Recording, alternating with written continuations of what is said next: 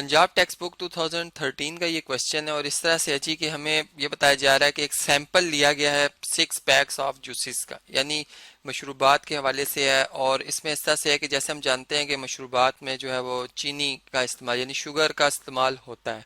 तो ये एक सर्वे रिपोर्ट के बाद ये पता चला कि कोई खास ब्रांड जैसे एबीसी हम कोई ब्रांड कह सकते हैं, कोई कंपनी है, ठीक, उनके और इस तरह से उनके जो 6 जो है वो हम कह सकते हैं शुगर जो या जूसेस के जो पैक्स हैं उनमें शुगर की जो कंसंट्रेशन है या मैं कह सकता हूँ उनकी मिकदार जो है वो यहाँ पर मिलीग्राम्स में रिकॉर्ड की गई है, ठीक है। और ये बताया गया कि अगर एवरेज बात की जाए, चूंकि जारी बात है कि अब जूस की क्वालिटी या उसके टाइप के ऊपर भी डिपेंड करता है कि जो जो शुगर की क्वांटिटी यानी चीनी की क्वांटिटी कितनी ज़्यादा या कम की जाए, तो ये हिसाब से हमारे पास ये डाटा बनता है। अब इसमें हमने अरिथमेटिक मीन यानी एक एवरेज बात करनी होगी कि जूस जो है उनमें एवरेज जो कंसंट्रेशन या मिकदार है चीनी की वो कितनी है, ठीक है। जबकि अरिथमेटिक मीन की मदद से हम ये जवाब देंगे और जो इसमें हम जो मेथड यूज़ कर रहे हैं वो कोडिंग मेथड है। अब बेसिकली कोडिंग मेथड जो है वो खास एक मेथड होता है जी, जो सिर्फ और सिर्फ उस डाटा पे, अगर मैं अनग्रुप डाटा की बात करूं, उस पर अप्लाई होता है जिसमें ऑब्जर्वेशंस में जो गैप आ रहा है वो एक बराबर आ रहा हो। अगर हम देखें इन तमाम ऑब्जर्वेशंस में, अगर मैं इनको एक सीक्वेंस में लिखूं तो पहली ऑब्जर्वेशन 2.1 है, फिर 2.3 है, फिर 2.7 है, यानी अगर आप इनमें सॉरी इनमें फिर 2.5 है, ठीक है। अगर आप इनमें गैप देखें तो 2.22 यानी जो है वो मिलीग्राम्स का फर्क आ रहा है, ठीक है। यानी इनमें जो कॉमन डिफरेंस है वो एग्जिस्ट करता है, तभी हम जो है वो कोडिंग मेथड अप्लाई कर सकते हैं। तो अब कोडिंग मेथड के लिए क्या तरीकेकार होगा जी, इसके लिए मैं एक टेबल यहाँ पर बनाता हूँ। ये है जी टेबल, जिसमें कि पहले मैं अरेंज करके जो डाटा हमारे पास है, जो कि ये एक हम कह सकते हैं कि इस वक्त ये एक प्राइमरी डाटा, क्योंकि मैंने इसको भी अरेंज भी नहीं किया हुआ, बिल्कुल जो है वो रफ यानी ऑर्डर में लिखा हुआ है। एक प्राइमरी डाटा है और दूसरी बात ये है कि ये एक अनग्रुप डाटा है, ठीक है। तो चलें हम इसको अनग्रुप डाटा जो है वो ज़्यादा बेहतर है कि अनग्रुप डाटा हम इसे कह देते हैं। और अब हम इसे जो है वो इस यानी यहाँ पर इसका एवरेज बात करनी है हमने, ठीक है, अरिथमेटिक मीन फाइंड करना। तो इसके लिए सबसे पहले सबसे छोटी वैल्यू में लिख रहा हूँ जी 2.1 लिखेंगे, फिर हम 2.3 लिखेंगे, ठीक।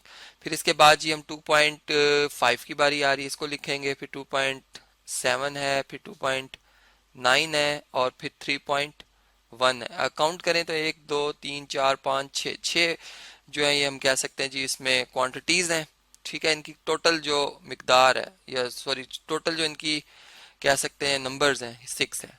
एन इसमें हमारे पास 6 आ गया है। अब हम ये कहते हैं कि अगर एन हमारे पास 6 है, ठीक, तो इसमें हमारे पास जो अब जैसे जो डेविएशन है वो कैसे ली जाएगी, यानी यहाँ पर एक हम खुद वैल्यू एज्यूम कर लेंगे कि ये इसका अरिथमेटिक मीन हो सकती है, एवरेज हो सकती है, ठीक है।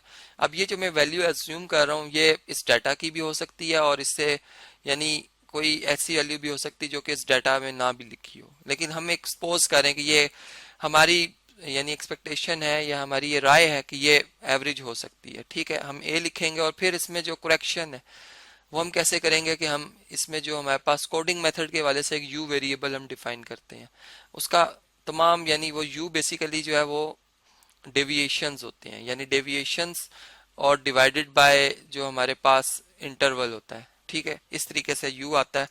तो वो जो मैं कह सकता हूँ जो फर्क है इस जो हमने एज्यूम किया वैल्यू उसका इन तमाम ऑब्जर्वेशन जो फर्क आता है और फिर उसको अगर एच से डिवाइड कर दें तो ये यू आ जाएगा, यानी तमाम का सम आ जाएगा हर ग्रुप का, सॉरी हर यानी वैल्यूज के लिए, और फिर उसके बाद इनको टोटल क्वांटिटी से डिवाइड कर देंगे, यानी इसकी एवरेज लेकर अरिथमेटिक मीन में ऐड कर देंगे जो कि हमने एज्यूम किया हुआ है। अब अगर ये वैल्यू 0 आई तो इसका मतलब हमने जो एज्यूम किया था वो बिल्कुल ठीक है, और अगर ये वैल्यू कुछ कम ज्यादा हुई तो फिर हम इसको ठीक कर सकते हैं।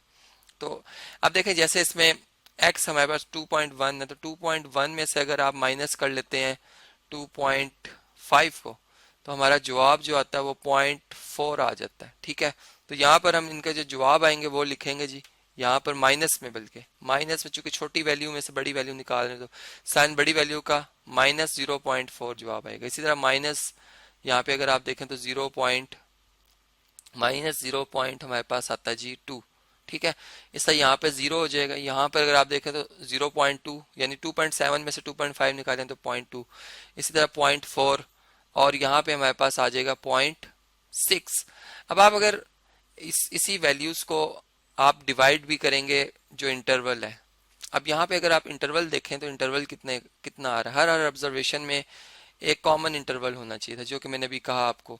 तो अगर हम 2.3 में से 2.1 को माइनस करें तो ये हमारे पास 0.2 का जो है ये फर्क आ रहा है। ठीक है, इसका मतलब कि इसमें जो हमारे पास एज है क्लास, यानी मैं क्लास इंटरवल तो नहीं कह सकता, यहाँ पर जो रॉ डाटा हमारे पास ऑब्जर्वेशन, उनमें जो कॉमन गैप है मैं यूं कहूंगा, तो वो हमारे पास कितना जी 0.2 आ रहा है। ठीक है, तो अब हम क्या करेंगे कि जो हमारे पास ये गैप आ रहा है, इसकी वैल्यू u की वैल्यू फाइंड करने के लिए अब फाइनल यहाँ पर d हमारे पास जैसा -0.4 है, इसको हम डिवाइड करेंगे 0.2 से। ठीक है, तो यहाँ पे अगर आप देखें तो हम यूं कह रहे हैं कि -0.4 को अगर 0.2 पे डिवाइड किया जाए, यानी अगर डेसिमल पार्ट खत्म करना है तो 10 से दोनों को मल्टीप्लाई कर दिया जाएगा, ये बन जाएगा -4 और ये बन जाएगा 2, और 2 2 ज़ा 4, यानी 2 का टेबल 1 से 2 का टेबल 2 टाइम्स अगर मल्टीप्लाई किया तो -2 इसका जवाब बनता है।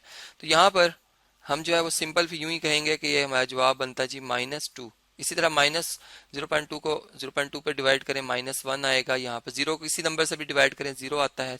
इसी तरह यहाँ पर हमारे पास +1, यहाँ पे +2 और यहाँ पे +3 जवाब आ जाएगा। अब अगर तमाम ऑब्जर्वेशंस का टोटल किया जाए तो हमारे पास जो टोटल सिग्मा यू की वैल्यू बनती है बेसिकली वो कैसे बनेगी कि 2 में जब -2 ऐड करेंगे कैंसिल हो जाएगा, -1 में +1 ऐड करेंगे कैंसिल हो जाएगा, 0 + 3, तो हमारा फाइनल आंसर 3 आ जाएगा। यानी इसका मतलब है कि हमारे पास जो u है वो कितना है जी 3 है। ठीक है, तो अब हम अगर इसमें इस फार्मूला में इनकी वैल्यूज दर्ज करें तो x बार जो है वो इक्वल टू आ जाएगा a जो हमने एज्यूम की थी वैल्यू, एज्यूम वैल्यू जो हमारी है वो कितनी है जी 2.5। ठीक है, इसमें हम प्लस कर रहे हैं, हमारे पास सिग्मा यू की वैल्यू आई है जी 3। ठीक है, और हम इसको डिवाइड करेंगे n से। n क्या जी हमारे पास, n अगर आप देखें तो 6 है। और यहाँ पर एक और बात कि हम इसको मल्टीप्लाई भी करते हैं जी, जो हमारे पास क्लास इंटरवल होता है, यानी ये हम इसलिए मल्टीप्लाई करते हैं ताकि हमने जो यहाँ पे u की वैल्यू निकाली थी, हमने एवरेज लेने के लिए हर क्लास को उसके क्लास यानी हर वैल्यू को जो गैप आ रहा था उससे डिवाइड किया था, और फिर सम। तो फिर जब हम वापस जब इसको करेक्ट करेंगे तो इसको h से क्या कर देंगे जी मल्टीप्लाई, तो h की जो वैल्यू हमारे पास वो 0.2 है। ठीक है, तो ये हमारे पास बनता है 3 1 ज़ा 3 3 2 ज़ा 6।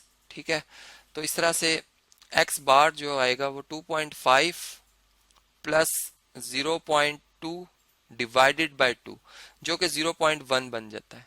तो यहाँ पर अगर मैं इसको नीट करके लिखूं तो x बार जो हमारे पास बन रहा है वो 2.5 प्लस 0.1 बन जाता है। ठीक है, 0.1 को अगर 2 से मल्टीप्लाई करें तो 0.2 आता है।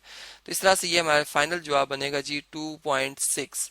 तो हम यूं कहेंगे कि फिर इसका मतलब है कि जो एवरेज जो शुगर की या चीनी की जो कंसंट्रेशन है, मिकदार मौजूद है जूसेस में इस खास कंपनी में, वो 2.6 जो है वो मिलीग्राम्स है। यहाँ पर यूनिट हम वही लिखेंगे जो कि हमारे पास इस डाटा के हैं, मिलीग्राम्स में हम ये जो है वो लिख रहे हैं। तो इस तरह से ये हमारे पास जो है ये प्रॉब्लम इस तरह सॉल्व होता है।